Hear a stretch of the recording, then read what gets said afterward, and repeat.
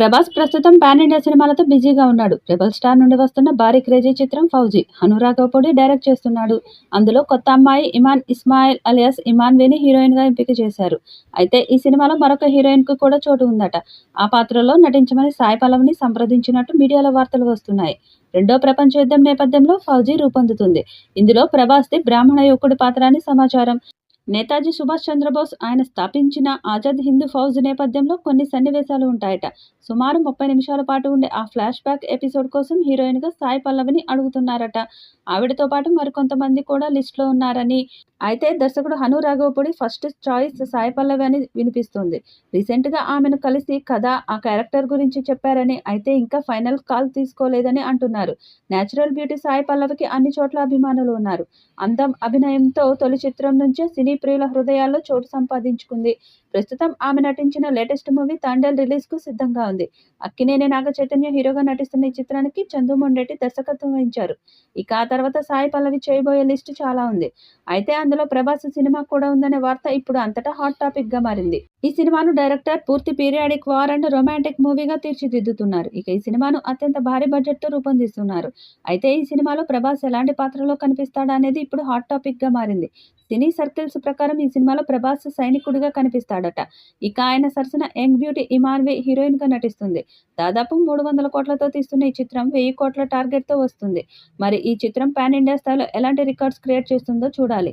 Pan India star Prabhas దర్శకుడు Hanu Raghavapudi direction లో తెరకెక్కుతున్న 'ఫౌజీ' చిత్రం మీద భారీ అంచనాలు నెలకొన్నాయి. రీసెంట్ గా ప్రభాస్ 'ఫౌజీ' సెట్ లోకి ఎంట్రీ ఇచ్చారు.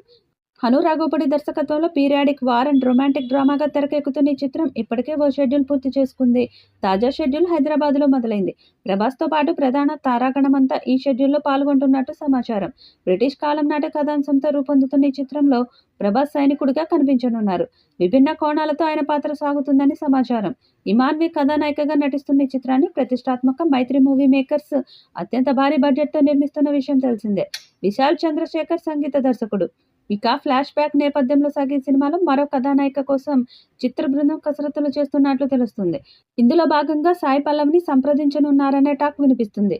డార్లింగ్ ప్రభాస్ హీరోగా త్వరలోనే 'ఫౌజీ' మూవీ రాబోతుంది. ఈ సినిమాకు సంబంధించి ఇప్పటికే ఎన్నో లీక్స్ హల్చల్ చేస్తున్నాయి.